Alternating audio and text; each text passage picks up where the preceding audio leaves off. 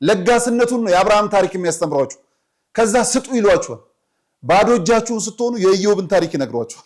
እኔ በመንፈሳዊ እምነት በጣም ጠንካራ ነኝ ማለት በመንፈሳዊ ህይወት ጠንካራ ነኝ አይደለሽም። ጠንካራ ብትሆኚ ተክሊል አታፈርሽም። ሀገር የሚያንጫጫ ብልጽግና ውስጥ ገባ። ከጫጫታ የሚሰውርን ክርስቶስ አይነግሯችሁ። የነገ ህይወታቸውንም ዘንግተዋል። ዛሬም ብቻ ሀገር ለሀገር የሚዞር መነኩሴ የክርስቶስን ስጋ ሽጦ የሚበላ ነው የተባለው። በጀት ማሟያ እንጂ ህይወትን አያገናኟችሁ። ሰው በበቀል ተሞልቶ በክርስቶስ ስም እንዴት ይሰባሰባል? እናቶች በባህሪያቸው ደካማ ናቸው። ችግሩን ፀሐዩን ሀሩን መቋቋም አይችሉምና እድሉ ለነሱ ይሰጣቸው ብለው ይሄን እድል ሰጥተውን የኛ ተሰራለን። እዚህ ጎጆ 4 5 ሆነን እናራለን። አልበቃም ሲል ደግሞ ከደጅ ነው እንደዚህ በቃ ሆኖ የምናድር ማለት ነው። ምንም አማራጭ የለም። ሀብሌ ላይ አገዳ ምናምን ስለማይገኝ ከፍተም ስለሚበላው ራሱ በግዥም ስለማይገኝ ያው ከተት ብሎ ከመቻል ውጭ ሌላ አማራጭ የለም። አስፈለገ ደግሞ ኬንዳ የሚለብሱት ነገር በውስጥ እንደዚህ አድርጎ በውስጥ ሰውየው ሊለብስ ይችላል። ላስቲክ ለብሳችሁ ነው የምታድሩት። የኛ ሲሰራ ደግሞ እነሱ ደግሞ አሁንም ያሉት ከባዶ ከበረሃው ላይ ነው ወድቀው ያሉት። ልክ እኛ ድሮ ላይ እንደነበር ነው ማለት ነው። ከዚህ በኋላ ከገዳማያኑ የምትቀበሉት እምነት ነው። ከገዳማያኑ የምትወስዱት ጸበል ነው። ከገዳማያኑ ደርሳችሁ መታችሁ የምትወስዱት ጸሎት ነውና እነዚህን ለመውሰድ ስትመጡ አባቶቻችሁ ደክመው አባቶቻችሁ ጎሬ ስር ወድቀው ማየትን የመሰለ ክፉ ነገር የለምና ምናልባት እግር ጥሏችሁ ስትመጡ አባቶቻችሁ ወድቀው እንዳታገኙ አደራ ድጋፋችሁን አድርጉ። እስካሁን ስላደረጋችሁልን በጎ አድራጎት ሁሉ እኛ ስንለምናችሁ የነበረውን ሁሉ ስላሟላችሁልን የኛን የልቦና መሻት እንደፈጸማችሁልን መልአኩ ቅዱስ ሚካኤል ደግሞ የእናንተንም የልቦና መሻት ይፈጽምልኝ። ሰላም ጤና ይስጥልን ክቡራን ተመልካቾቻችን እንደምናላችሁ። ይህ ነጋሽ ሚዲያ ነው። ጋዜጠኛ ነጋሽ በዳዳ ነኝ። ከኔ ጋር ስላላችሁ ከልብ ነው የማመሰግነው። እነ ጉዳይ ፈሬ በአስገራሚ ጉዳይ ደግሞ ተከስተዋል። አትፍሩ። እንግዲህ የምንነግራችሁ እውነት ነው። በመናፍቃኑ ቤት እመቤታችንን አውርደው ራሳቸው ጋር አወዳድረው የሚናገሩበት ቶን አንዳንዴ በጣም ያስገርመኛል። መድኃኒታችን ኢየሱስ ክርስቶስ ያከበረው እመቤታችን ቅድስት ድንግል ማርያም የከበረችበትም ጋብቻን ደግሞ ማቅለል ጀምሮ ክርስቶስን ጋራ ሰውን አወዳድሮ አምላኬ አንተ ነህ መባል ተጀምሯል። በዛ በመናፍቃን ቤት ማለት ነውና እግዚኦ ከመባል ውጪ እግዚኦ ከማለት ውጪስ ምን ያስብላል የሚል እጅግ በጣም አስገራሚ የሆነ ቪዲዮ ይዤላችሁ መጥቻለሁ። ይሄው ግለሰብ አምላክ የሆነው ወይም ደግሞ አምላክ ነኝ ብሎ ወይ አምላክ ነህ ተብሎ ሲነገር ያው ሼም እየያዘው እያስተባበለ ነበረ። የሚሰብከው ስብከት አምላኩ ጋር የሚያገናኝ ሳይሆን እሱ በደንብ እንዲወደድ፣ እሱ በደንብ እንዲመለክ፣ እሱ በደንብ እንዲፈቀር የሚያስችል በምድር የሚሰጥ ቪላ ቤትና ተሽከርካሪ መኪና ላይ ብቻ ጸሎቱን አድርጓል። አባ ገብረ ኪዳን እጅግ በጣም አስገራሚ አስተማሪ የኢትዮጵያ ኦርቶዶክስ ተዋሕዶ ቤተክርስቲያን በተለይም መነኮሳት ሊሆኑ የሚችሉበትን አጋጣሚ የተነተኑበትንም እንደዚሁ ይዘንላችሁ መተናል። ከኔ ጋር ቆይታን ስለምታደርጉ በድጋሚ ከልብ ነው የማመሰግነው። የእውነት እነዚህን ቪዲዮዎች አለማየት እጅግ የሚያስቆጭ ነው። ወደ ግብጽ ሀገር ጉዞ ለማድረግ ምዝገባ ጀምረናል። የፊታችን ወርሃ ሰኔ የጃንደረባው ጉዞ ወደ ቅድስት ሀገር ኢየሩሳሌም የሚወስደው ይሁዳ አቢሲኒያ ከነጋሽ ሚዲያ ጋር በመተባበር ወደ ግብጽ ጉዞ እናደርጋለን። ስለዚህ ወደ ግብጽ ተጉዛችሁ በግብጽ ያለው ቅዱሳን ቦታዎችን መሳለም የምትፈልጉ ኦርቶዶክሳውያን ኢትዮጵያውያን በሙሉ ማለት ነው ከስር ባለው ስልክ ቁጥር 0972080808 ልትደውሉልን ትችላላችሁ ማለት ነው። ቀዳሚ ወደ ሆነው ቪዲዮ እናመራለን። አንዲት ሴት ናት በዛኛው አዳራሽ ውስጥ ተገኝታ በእኛ ቤት ያለውን ተክሊልን ታቀላለች። ምን ትለዋለች? ተክሊሉን አፍርሼ ነው የመጣሁት ትላለች። ጌታችን መድኃኒታችን ኢየሱስ ክርስቶስ ካከበራቸው አንዱ ትልቁ ነገር በሰርግ ቤት ነው የተገኘው። በለቅሶ ቤትም ተገኝቷል። ስለዚህ በጣም በሚያስገርም መልኩ ሰርግን ሲያከብር ብዙ ተባዙ ምድርንም ሙሏት የሚለውን አምላካዊ ቃሉንም ሲሰጠን በጋብቻ እስከ ሞት ድረስ እንድንተሳሰር አንድ እንድንሆን ያለቀ የሚመስለው ህይወታችንን ወይኑን በመሙላት ነው። እንግዲህ እግዚአብሔር ጋብቻ ክቡር ኃያል ገናና መሆኑን ያሳየበት ይህቺ ሴትዮ እንደ ትልቅ ጀግንነት በጣም በሚያስገርም መልኩ አሁን ማሳያችሁ እዛ ቤት ነበርኩ ትላለች። ኦርቶዶክስ ማለት ነውና ተክሊሉን አፍርሼ መጣው ስትል የጴንጤዎቹ ፕሮቴስታንት ያ ይላል። በጣም ነው ያፈርኩት። ጋብቻን የሚያፋታ እርኩስ ካልሆነ በቀር ጋብቻን የሚያለያይ ሰይጣን ካልሆነ በቀርስ ምንድነው? በደንብ ተመልከቱት ክቡራን ተመልካቾቻችን። እንግዲህ ጌታዬ ነው ምልህ ትላለች፣ እሱን ነው የምትለው። እሱ ግን ያው በአዳራሽ ውስጥ ስላለ በጣም ሀፍረት ስላለበት ኢየሱስ እያለ ዝም ብሎ አፉ ላይ ያለውን የተወሰነ ቃል ይገልጣልና ይህን ቪዲዮ በደንብ ተከታተሉት፣ ስሙት። በእነሱ ህግ በእነሱ እምነት ተክሊል አይፈርስም። እኔ ግን አፍርሼ ነው የመጣሁት፣ አፈረስኩት። ከዛ በኋላ ግን የደረሰብኝ መዓት ነገር ነው፣ ግን አልፌዋለሁ። ያው አንተ ጸለይክልኝ። እዚህ ሜንታሊ ትንሽ ተቸግሬ ነበረ፣ እንቅልፍ አልተኛም፣ ብዙ ነገር ነው የሆነው። እዚህ ቢሮ ሪች ዘማሪዋን አስጠርተ ጸለይክልኝ። ስጸልይልኝ ቢሮ እንደዚህ ያልኩኝ ጥቁር ነገር ነበር ከአይኔ ላይ የሚንጠባጠበው፣ ግን የለም እጄ ላይ። ከዛ በኋላ ሰላም አገኘው፣ እንቅልፍ አገኘው። አሞኝ ራሱ አንተ ጋር ነው የምመጣው ማለት መሄድ እያቃተኝ እዚህ ነው የምመጣው፣ ሐኪም ቤት አልሄድ። ስምህን ጠርቼ ሆስፒታል ይኸው፣ ጌታ ምስክሬ ነው። እንቀጥላለን፣ እዚሁ ድረስ እንስማውና ምንድነው እሱ ጋብቻ አፍርሼ መጣው የስ ነው የሚለውና ጋብቻ አፍርሳ ነው የመጣችው። በጣም በሚያስገርም ከዛ በኋላ የደረሰብኝን ብዙ ነው እንዴ። ታዲያ እግዚአብሔር ያፈረሰውን አክብረሽ ምንስ ላይ ደርስብሽ ነው የኔ እህት? አዎ እርግጥ ነው የአእምሮ ችግር አለብሽ፣ ትክክል ነው። አእምሮሽን ያመዋል። እግዚአብሔር ምሕረቱን ይስጥሽ። ከጋብቻ ማፍረስ ከእግዚአብሔር ሕግ መውጣት ጋር ተያይዞ የመጣ ይመስልብኛልና ተመለሽ ወደ ራስሽ። በጣም በሚገርም መልኩ አምላክሽን ቃል የገባሽለትን አምላክ ትተሽ ሰው ስር ተርመጥምጠሽ ጸልይልኝ። ከሱ ጋር እኮ በኪዳን ተሳስረሻል። ወንጌሉ ላይ እኮ እጅሽን ጭነሻል። እስከ ሞት ድረስ ለመሄድ እኮ ቃል ገብተሻል። ታዲያ ጋብቻውን ፈተሽው፣ ተክሊሉን አፍርሰሽው ምንስ ላይ ደርስብሽ ነው የኔት? እንደታመምሽ እኮ ታስታውቂያለሽ፣ ግን መስክረሽዋል። እግዚአብሔር ምሕረቱን ይላክልሽ። በእውነት እግዚአብሔር ምሕረቱን ይላክልሽ። ከአምላክሽ ጋር ተጣልተሽ ሰው ጸልዩልኝ። በጣም ይገርም። እንቀጥል እስቲ ቪዲዮውን። ነበረ የነበረው ሰው ጎረቤቴም ነበረች። ስሪንጅና በካርቶን እንደዚህ ተይዞ ትርፍ አንጀት ነው ተብሎ ኦፕሬሽን ሊሆን የሄኖክ አምላክ ብዬ ነው ምንም የለም ወደ ቤቴ። አሜን። ኢየሱስ ጌታ ነው። ምንም ነገር ሲከብደኝ የሄኖክ አምላክ ነው የምለው። በቃ አንቺ እሱን ነው የምታመልኪው? አዎ ኢየሱስ። አዎ በቃ አመልከዋለሁ። እሱ ላይ ያለው መንፈስ አመልከዋለሁ። እጠራሃለሁ። በጣም ነው የምጠራህ። መንገድ ላይ እጠራሃለሁ። ያንተ አምላክ ብዬ ማለት ነው። መንፈሱ ልክና ልክ ነው። በቃ እኔ በመንፈሳዊ እምነት በጣም ጠንካራ ነኝ ማለት በጣም አስገራሚ ነገር ልንገራችሁ። በመንፈሳዊ ህይወት ጠንካራ ነኝ አይደለሽም። ጠንካራ ብትሆኚ ተክሊል አታፈርሽም። የሄኖክ አምላክ የትኛው አምላክ? ሰማዕቱ ቅዱስ ጊዮርጊስ ላይ እኮ እያላገጡ ናቸው። አቡነ ተክለ ሃይማኖት ላይ እኮ አፋቸውን እየጠረጉ ነው። እመቤታችን ቅድስት ድንግል ማርያምን እኮ አውርደው በልካቸው እያመጣጠኑ ነው።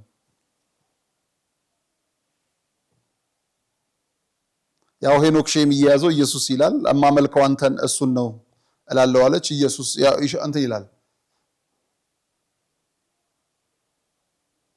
በጣም አሳፋሪ ጊዜ ላይ ተደርሷል። በአንድ በኩል ኢየሱስ ደላላ አይፈልግም፣ ራሳችን ነን ልናገኘው የምንችለው ብለው ያስተምራሉ። በአንድ በኩል ደግሞ የሄኖክ አምላክ እየተባለ የሄኖክን አምላክ ነው የምናመልከው ይሉናል። ኧረ ተው አትሸዋወዱ። ታዲያ አንቺ የሄኖክን አምላክ ያልሽ ሴትዮ ወይም የሄኖክ አምላክ ተብሎ ደስ ያለ ተራው ግለሰብ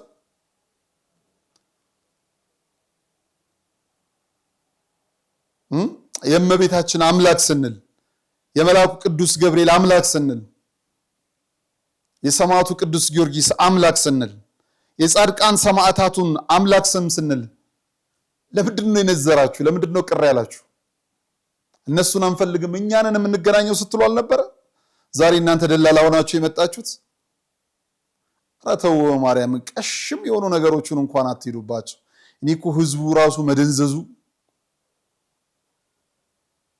እኔ በጣም ግርም ነው የሚለኝ። እና በመንፈሳዊ ህይወቴ ጠንካራ ነኝ። ጠንካራ አይደለሽም። በዓለማዊ ህይወትም ጠንካራ አሮን ነው አይደለሽም። ተስተካከይ፣ ከአምላክሽ ጋር ተነጋገሪ። ሌላ ቀደዳ ውሸት ተመልከቱ። ምን ትላለች?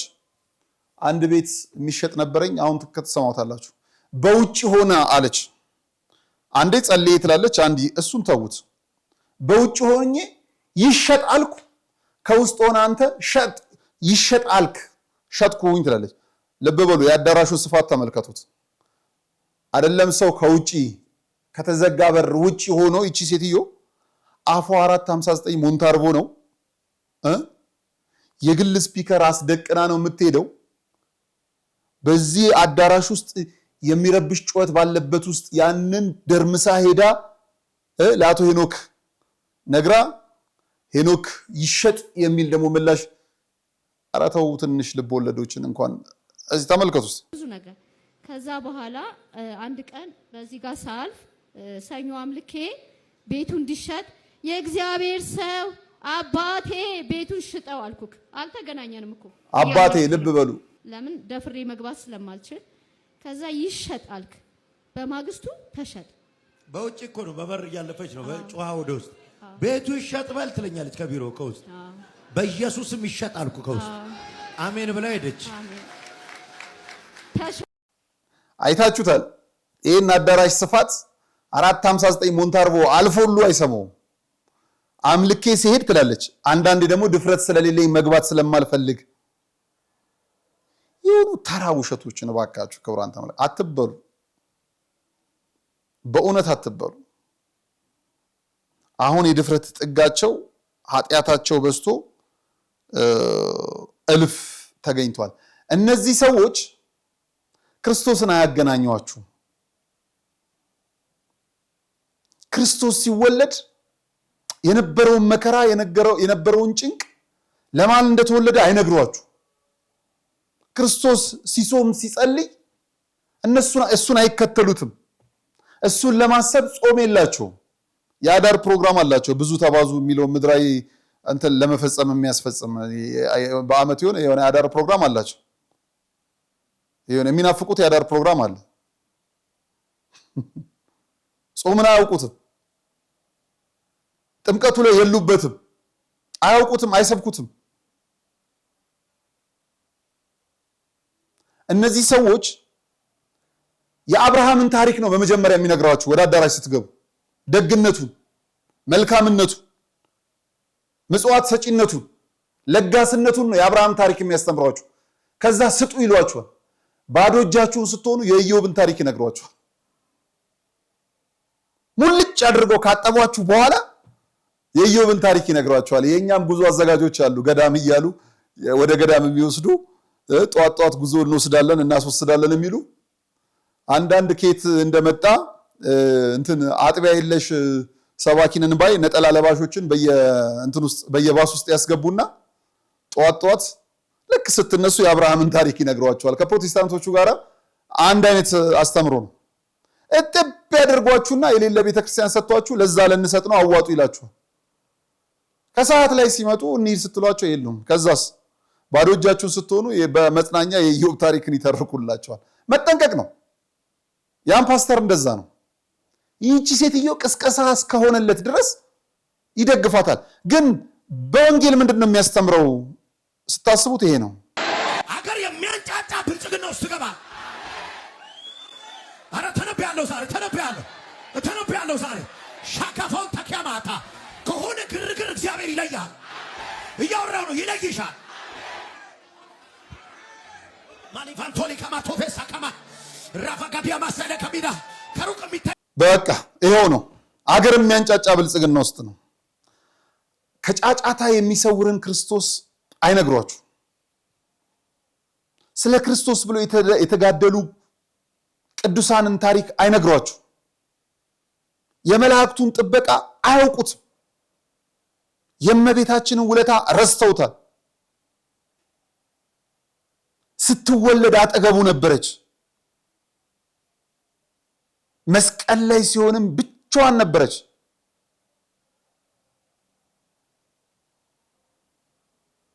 ከውልደት እስከ ሞት ከጽንሰት ጀምሮ አብራ ያለችውን ዘንግተዋታል የነገ ህይወታቸውንም ዘንግተዋል ዛሬም ብቻ ያጊጡ ጥሩ ጫማ ይጫሙ መልካም ማዛ ያለው ሽቶ ይቀቡ ሰፊ ክፍል ባለበት ቤት አልፎ ተርፎ የግል ጀት ያስፈልገናል የሚለውን በጀት ማሟያ እንጂ ህይወትን አያገናኟችሁ። ከፍ ሲል ጻድቃን ሰማዕታቱን ይስደቡ። ሰው በበቀል ተሞልቶ በክርስቶስ ስም እንዴት ይሰባሰባል? ቤተ ክርስቲያን ብሎ እንዴት መርገም ያወርዳል? እንዴት ፕሮቴስት ያደርጋል? እንዴት መቃወም ያደርጋል? በጣም የሚገርም ነው። ለነዚህ ቀደም ሲልም አንድ ቪዲዮ ለቅቄላችሁ ነበርና ለነዚህ አይነቶቹ በጣም የሚያስገርሙኝ ፓስተር ጌትነት አሉና ፓስተር ጌትነት በቀለ ይባላሉ። በጣም የሚያስገርሙኝ ናቸውና ለእንደነዚህ አይነት ወረበላዎች ራሳቸው ከዛ ቤት የበቀሉ የተገኙ ናቸውና እስቲ እሳቸው ሙሉን ሰምተን እንምጣ። ሙሉን ሰምተናቸው ነው። ቢሊየነር ስትሆን ይታየኛል ይለው ዋ ብሎ ያ ደግሞ ይወድቃል። በጣም እኮ ተአምር እኮ ነው እባክህ። ሰው እንዴት ቢሊየነር ትሆናለህ ሲባል ይወድቃል? ምን ማለት ነው ራሱ?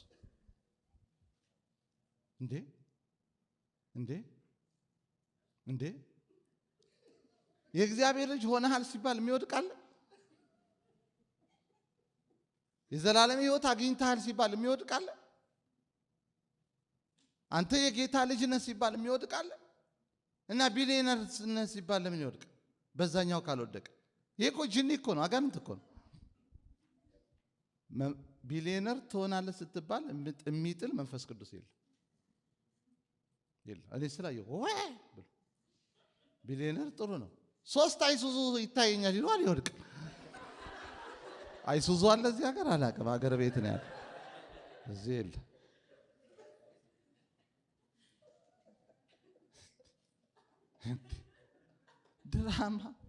ድራማ እኮ ነው፣ ድራማ እኮ ነው። እኔ ከጣለኝም የጌታ ፍቅር የጣለኝ እንጂ ለምን 100 አይሱዙ አይደለም? ምን አገባኝ?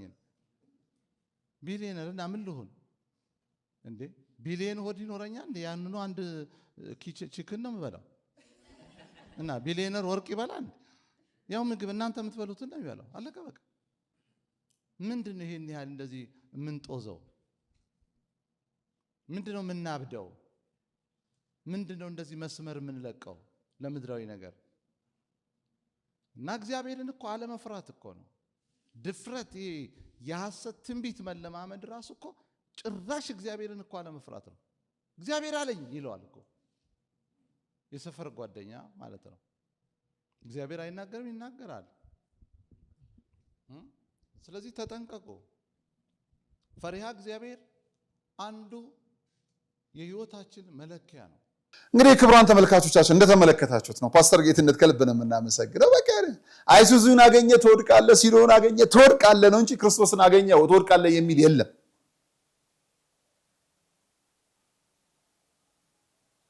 ይህ ሰው እንዴት የበሽታ ሰዎች ጥርቆም ያደርጋል? ክቡራን ተመልካቾቻችን ወደ ግብፅ ሀገር ቅዱሳን ገዳማትን እንሳለማለን በሰኔ ወር ማለት ነው። ወደዛ መጓዝ የምትፈልጉ ከውጭም ያላችሁ በሀገር ውስጥም ያላችሁ የግብፅ ጉዞ ጀምረናል። ነጋሽ ሚዲያና የጃንደረባው ጉዞ ወደ ቅድስት ሀገር ኢየሩሳሌም የሚወስደው አንጋፋው ድርጅት ዮድ አቢሲኒያ በጋራ በመተባበር ወደ ግብፅ ምዝገባ ጀምረናል። ምዝገባው ሊጠናቀቅ ጥቂት ቀናቶች ቀርተዋል። የሚያስፈልጉ ነገሮችን ፓስፖርትና ሌሎች ነገሮችን ካሟላችሁ ከስር በምትመለከቱ ስልክ ቁጥሮች ደውሉልን። ወደ ግብፅ እንጓዛለን። ወደ ግብፅ ከመጓዛችን በፊት አባ ገብረ ኪዳን እስቲ እናገኛቸው። አባ ገብረ ኪዳን ከሊቃውንቱ ጋር ሆነው ወደ ግብፅ ሀገር ሄደው በግብፅ ሀገር ያሉ መነኮሳት የቀን ውሏቸው ምን እንደሚመስል ተመልክተዋል። በገዛ ያሉ የገዳማን ህይወት በኢትዮጵያ ላሉ የገዳም መነኮሳት ወይም መነኮሳት እጅግ ትምህርት ሊሆን የሚችል ነገር ነው። ጠዋት ከ3 ሰዓት እስከ 6 ሰዓት አዳራሽ ከፍተው ህዝብ የሚያጥቡ አይደሉም። የኛ መነኮሳት 24 ሰዓት ስብሐተ እግዚአብሔርን የሚያደርሱ ናቸው። በተዋህዶ ቤት ምንኩስና ቀላል አይደለም። አባ ገብረ ኪዳን እንዲህ ያብራሩታል። ስሟቸው በመድኃኔዓለም የተዋህዶ ልጆች። ሀገር ለሀገር የሚዞር መነኩሴ የክርስቶስን ስጋ ሽጦ የሚበላ ነው የተባለ። ስለዚህ አንዱ የትኛውም ገዳም አይሄድም። አገልጋይ አንሶናል ከተባለ ለቅዱስ ሲኖዶስ ተጽፎ ቅዱስ ሲኖዶስ ለዚያ ገዳም ጽፎ እናንተ 5 መነኮሳት እዚያኛው ገዳም ይዙ ተብሎ ይላካል እንጂ መዞር ፈጽሞ አይቻልም። ግብፅ ካይሮ ውስጥ መነኩሴ ቢመጣ ክርስቲያኑ በሙሉ እንዲተፋበት አስተምሯቸዋል እና ይተፉበታል። እኔ ትዝ ይለኛል በ2008 እዚህ 4 ኪሎ አካባቢ አንድ ሰው እየተፍቶብኝ እንደው አሁን ታሪኩን ሳነብ ግብጾችን አንቦ ይሆን አልኩኝ። እንዴ እናንተ አገር አጥፊዎች አለ። እንግዲህ እኔ አያውቀኝም፣ እንደውም ለዚያውም አዲስ አበባ ገና መምጣቴ ነው። እና እንደዚህ አድርገዋል። የቀን ውሏቸውን ትንሽ ለማካፈል ልሞክር። የአንድ መነኩሴ የቀን ውሎ ግብጽ ውስጥ ምንድን ነው ስትሉ ከሌሊት የፊደት ግድፈት አለበት። ከሌሊቱ የሚለውን ከሌላቸው ብሎታል። ከሌሊቱ 10 ሰዓት ቤተ ክርስቲያን ሁሉም የገዳሙ ማህበር ይሰበሰባል። አባቶችና እናቶች እንድታዩልኝ ፈልገው ነው። እኛ ሀገር ውስጥ የፈለገ መነኩሴ ቤተ ክርስቲያን ይገባል፣ የፈለገ አይገባም። ቤተ ክርስቲያንን ከስርዓተ አበው ውስጥ ማካተት ይገባል። ምንኩስና እግዚአብሔርን ለማምለክ ከዓለም መለየት ነው እንጂ እያመካኙ ከበዓት መተኛት አይደለም። ስለዚህ ቤተ ክርስቲያን የማይገባ መነኩሴ የቤተ ክርስቲያን ጠላት ነው፣ መናኝ። ስለዚህ ቤተ ክርስቲያን መግባትን ከስርዓተ አበው ውስጥ ማካተት አለበት። ያለ ቤተ ክርስቲያን መብቃት አይቻልም። ከአካል ተለይቶ ሕይወት የሚኖር ሕዋስ ስለሌለ፣ ቤተ ክርስቲያን ደግሞ የክርስቶስ አካል ስለሆነ ከቤቱ ተመልሶ 41 ይሰግዳል፣ 12 መዝሙረ ዳዊትን ያደርሳል። ከዚያ በኋላ ወደ ስራው ይሄዳል። 7ቱን የጸሎት ጊዜያት ይጠብቃሉ። ማታ በሰርክ ሁሉም ቤተ ክርስቲያን ይሰበሰባል። ጸሎተ ዕጣንና የሰርክ ጸሎት ይደረሳል። ይቅርታ ተባብሎ ወደ ቤቱ ይመለሳል። ሁሉም ሰው ሰርክ ላይ ቤተ ክርስቲያን ይገኛል። ይቅርታ ጠይቀው ወደ ቤታቸው ይገባል። ሳይታረቅ የሚያድር መነኩሴ ግብጽ ውስጥ የለም። የኛ መነኮሳት ለምንድን ነው ግብጽ ሲሄዱ የሚበቁ ስትሉ በትህርምት የኢትዮጵያ ገዳማትን መናኝ የሚመስል የለም። እንዲያውም እኔ ሳስበው እንዲያው አዲስ አበባ የሚኖረው መነኩሴ ግብጽ ውስጥ ገዳም የሚኖረውን ሳይበልጠው አይቀርም እላለሁ። በጣም ተጋዳይ ነው የኢትዮጵያ መነኩሴ። ግን ችግሩ ምንድነው? ይቅርታ የለውም። በጣም ቂመኛና ትዕቢተኞች ነን። ቂም እያለ እንዴት አድርጎ ምንኩስና ሊያበቃን ይችላል? ይቅርታን ከዚያ ሲማር የኛ መነኩሴ ሄዶ ይበቃል ባንዴ ማለት ነው። እና እነሱም ክብር ነው የሚሰጡት። አሁን ያለው ገዳማዊ ሕይወት ለግብጽ ቤተክርስቲያን ምን አስተዋጽኦ አድርጓል? እንደው አሁን ያለው ነው። አንደኛ መጽሐፍ ቅዱሳዊ ትምህርት ነው። መጽሐፍ ቅዱሳዊ ትምህርት እንዲስፋፋ የጀመረውም ይሄ ነው። ቤተክርስቲያናችን በእግሯ ለማቆም እንግዲህ ብዙ መከራ ደርሶበታል። ከ614 ጀምሮ እስካሁን ድረስ ባለው በእስላማዊ መንግስት ተጽዕኖ ስር ነው ያለችው። ስለዚህ ከዚህ የተነሳ መሀል ላይ ደግሞ በቅኝ ግዛቱ ዘመን ደግሞ 20ኛው ክፍለ ዘመን ላይ ፈረንሳይና እንግሊዝ እየተፈራረቁ ቅኝ ግዛት ገዝተዋታል። ፕሮቴስታንቲዝም በዚያ ተጽዕኖ አሳድሯል። ካቶሊክም ለረጅም ዘመን ተጽዕኖ አሳድረባታለች ከኬልቄዶን ጉባኤ ጀምሮ። በዚህ ሁሉ ከኖሩ በኋላ እንዲያው ጵጵስናው ከጉቦ አልፎ በጨረታ እስኪሰጥ ድረስ አድርሰውት ነበር በእውነት። ታዲያ ከዚህ ውድቀታችን እንድንነሳ ምን እናድርግ ብለው ሲመክሩ ገዳማችንን እንታደግ፣ መጽሐፍ ቅዱሳዊ ትምህርት ገዳማት የመጽሐፍ ቅዱሳዊ ትምህርት መሰልጠኛ ይሁኑ ብለው ተናገሩ። ጀመሩት። ከዚያ በኋላ እነ ሀቢብ ጊዮርጊስ፣ እነ ድሃው ማቴዎስ፣ እነ ቅዱስ ቄርሎስ ስድስተኛ እና አቡነ ሽኖዳ ይህን ነበር የሰሩት። ገዳም ገብተን መጽሐፍ ቅዱስን እናጥና፣ ወጣቶቻችን እዚያ ውስጥ እናሰልጥን፣ 3 ትምህርቶችን ለምእመናን ከገዳም አውጥተን እናስተምር። እግዚአብሔርን ማወቅ ትምህርት ሃይማኖትን፣ ኮምፓራቲቭ ቴዎሎጂ ወይም ንጽጽራዊ ትምህርትና ፕራክቲካል ቴዎሎጂ ወይም ተግባራዊ ክርስትናን፣ እነዚህን 3ቱን እናስተምራሉ። 3ቱን ካስተማር የራሱን እምነት እናሳውቀው፣ ከሌላው የሚለይበትን እናሳውቀው፣ እውነተኛ መንፈሳዊ ሕይወት እናስተምረው። ካወቀ ሌሎች አይነጥቁትም፣ ከኖረ እግዚአብሔር ይረዳዋል። ስለዚህ መንፈሳዊነት ይኑረን ብለው መከሩ።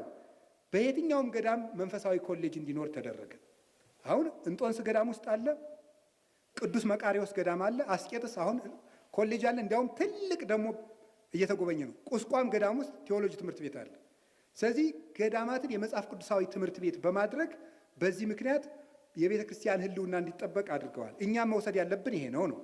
ሁለተኛ የስርዓት ወጥነት እንዲኖር አድርገዋል።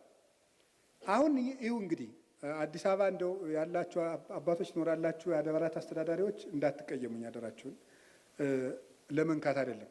እኛ ሀገር ቤተ ክርስቲያን ምንድን ነው የምናደርገው? ደስ ያለው ሰው ቀይ መጋረጃ ይጋርዳል። እንደው ብር ያገኘው ደግሞ የ5 ሚሊዮን መጋረጃ ይጋርዳል።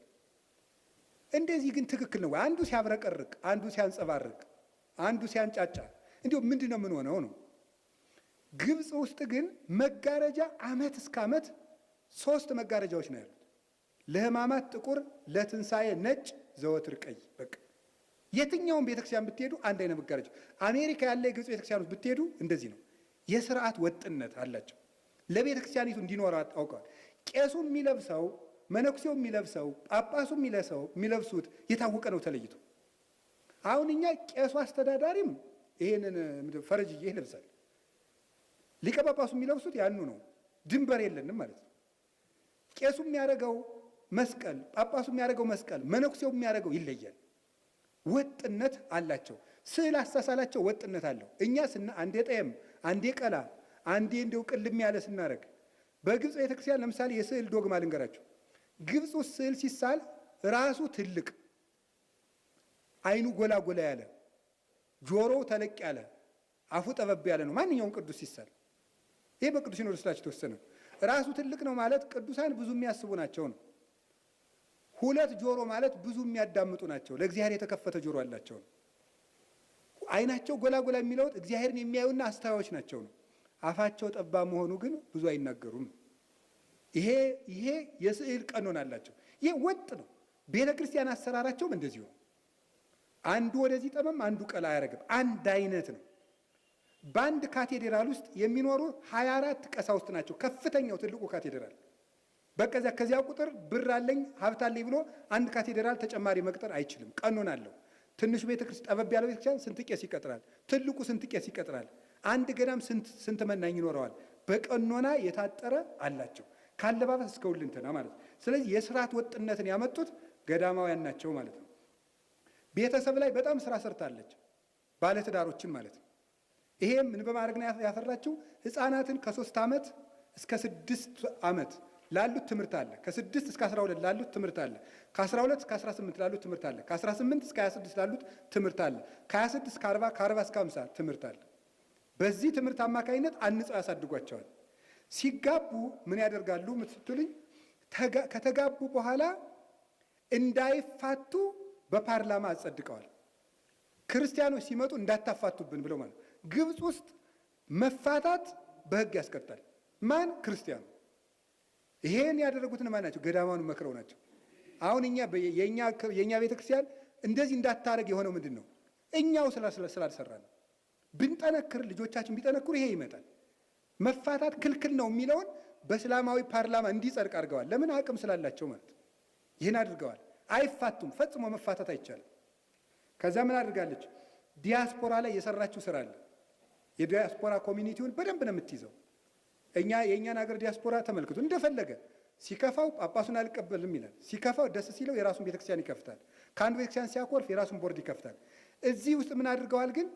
አንድ ምእመን ከግብፅ ቤተክርስቲያን ደብዳቤ ካልያዘ የትም ሀገር ቢሄድ፣ ፈረንሳይ ቢሄድ፣ አሜሪካ ቢሄድ ንስሐ አባት መያዝ አይችልም፣ እዚህ ወረቀት ይዞ ካልሄደ። ይህንም በደንብ ስራ ሰርተውበታል። መንፈሳዊ ፍርድ ቤታቸውን አጠንክረውታል። መንፈሳዊ ፍርድ ቤቱ ስለጠነከረ ክርስቲያን ቢጣላ ሂዶ ከፖሊስ አይካሰስም። እዛ መንፈሳዊ ፍርድ ቤት ይካሰሳል፣ እዚያው ይጨርሳሉ። ክርስቲያኖች በዳኛ ተካሰው አያውቁም። ይህ አሁን ያደረጉት ነው። የቤተክርስቲያንን ሕልውና ጠብቀዋል። ከበላተኛ አፍ ምግብ ወጣ እንዲባል በልማት ጠንክረው ቤተክርስቲያናችን ጠብቀዋል። መንግስት ያንን ያከበራቸው ለምን ይመስላችኋል? አቅም ስላላቸው። እስኪ ከልማት የአንዱን ገዳም ብቻ ተሞክሮ ልንገራችሁ። የቅድስት ቁስቋምን ገዳም ላይ ግብፅ ውስጥ ነው ያለው። 172 መነኮሳት አሉበት። 15 ጳጳሳት ያገለግሉበታል። የዜማ የቅብጥ ወይም ኮፕቲክ ላንጉጅ የቴዎሎጂ ትምህርት ቤት አለው እዚያ ውስጥ ማለት። ትምህርት ቤቱን እኔም ለማየት ሞክሬያለሁ። ይችሳል። ምን ሀብት አላቸው? ቁስቋም ገዳም ብቻ ነው። የእንጨት ፋብሪካ አለው፣ የቴምር ፋብሪካ፣ የወይን ፋብሪካ፣ የእብነበረድ ፋብሪካ፣ ሳሙና ፋብሪካ፣ ብረታ ብረት ፋብሪካ፣ ወተትና እርጎ ማቀነባበሪያ ፋብሪካ፣ የማንጎ መጭመቂያ ፋብሪካ። ክቡራን ተመልካቾቻችን እንግዲህ አባታችንን ቃለ ሕይወትን ያሰማልን። በሄዱበት ቦታ ሁሉ እንግዲህ ክርስቶስን በመግለጥ እመቤታችንን በክብሯ በማስቀመጥ ጻድቃን ሰማዕታት ስራቸውን በመመስከር የመላእክት ክብራቸውን በመጠበቅ ኦርቶዶክሳዊ አስተምህሮን ለልጆቻቸው እየመገቡ ያሉ አባት ናቸውና በእድሜ በጤና ይጠብቅልን። እሳቸው የነገሩንን ስርዓት ለመመልከት እንዲሁ በግብፅ ሀገር ያሉ ቅዱሳን ቦታዎችን ለመሳለም እመቤታችን በስደቷ ወራት ያረፈችባቸው የተጓዘችባቸው ቦታዎችን ተሳልመን ለመምጣት ወደ ግብፅ ሀገር የፊታችን ሰኔ ወር ላይ እንጓዛለን። ወደ ግብፅ ነጋሽ ሚዲያ ከጃንደረባው ጉዞ ወደ ቅድስት ሀገር ኢየሩሳሌም የሚያስጉዘው የሚያሳልመው አንጋፋው መልኩ የቤተ ክርስቲያን አገልግሎት የሆነው ድርጅት ዮድ አቢሲኒያ ጋር ወደ ግብፅ ሀገር እንሄዳለን። በግብፅ ሀገር ሄዳችሁ ለመሳለም የምትፈልጉ ኢትዮጵያውያን ከስር ባለው ስልክ ቁጥር እየደወላችሁ እንደዚሁ ልታገኙኝ ትችላላችሁ። ጥቂት ቀን ነው የቀረው። ምዝገባችን እስከዚህ ወር መጨረሻ አካባቢ ድረስ ይጠናቀቃል ማለት ነው። ከኛ ጋር ቆይታን አድርጉ። የሙታንሳ ማር ቅዱስ ሚካኤል አንድነት ገዳም አባቶቻችንንም መልእክት እንዳትዘነጉ። ሰላም እግዚአብሔር ከሁላችን ጋር ይሁን። መልካም ጊዜ። እናቶች በባህሪያቸው ደካማ ናቸው። ችግሩን ፀሐዩን ሀሩ መቋቋም አይችሉምና እድሉ ለነሱ ይሰጣቸው ብለው ይሄን እድል ሰጥተውን የኛ ተሰራልን። እዚህ ጎጆ 4-5 ሆነን እናራለን። አልበቃም ሲል ደግሞ ከደጅ ነው እንደዚህ በቃ ሆሎ የምናድር ማለት ነው። ምንም አማራጭ የለም። ሐምሌ ላይ አገዳ ምናምንም ስለማይገኝ ከፍተም ስለሚበላው ራሱ በግዥም ስለማይገኝ ያው ከተት ብሎ ከመቻል ውጭ ሌላ አማራጭ የለም። አስፈለገ ደግሞ ኬንዳ የሚለብሱት ነገር በውስጥ እንደዚህ አድርጎ በውስጥ ሰውየው ሊለብስ ይችላል። ላስቲክ ለብሳችሁ ነው የምታድሩት? የኛ ሲሰራ ደግሞ እነሱ ደግሞ አሁንም ያሉት ከባዶ ከበረሃው ላይ ነው ወድቀው ያሉት። ልክ እኛ ድሮ ላይ እንደነበር ነው ማለት ነው። ከዚህ በኋላ ከገዳማያኑ የምትቀበሉት እምነት ነው። ከገዳማያኑ የምትወስዱት ጸበል ነው። ከገዳማያኑ ደርሳችሁ መታችሁ የምትወስዱት ጸሎት ነውና እነዚህን ለመውሰድ ስትመጡ አባቶቻችሁ ደክመው አባቶቻችሁ ጎሬ ስር ወድቀው ማየትን የመሰለ ክፉ ነገር የለምና ምናልባት እግር ጥሏችሁ ስትመጡ አባቶቻችሁ ወድቀው እንዳታገኙ አደራ ድጋፋችሁን አድርጉ። እስካሁን ስላደረጋችሁልን በጎ አድራጎት ሁሉ እኛ ስንለምናችሁ የነበረውን ሁሉ ስላሟላችሁልን የኛን የልቦና መሻት እንደፈጸማችሁልን መልአኩ ቅዱስ ሚካኤል ደግሞ የእናንተንም የልቦና መሻት ይፈጽምልኝ።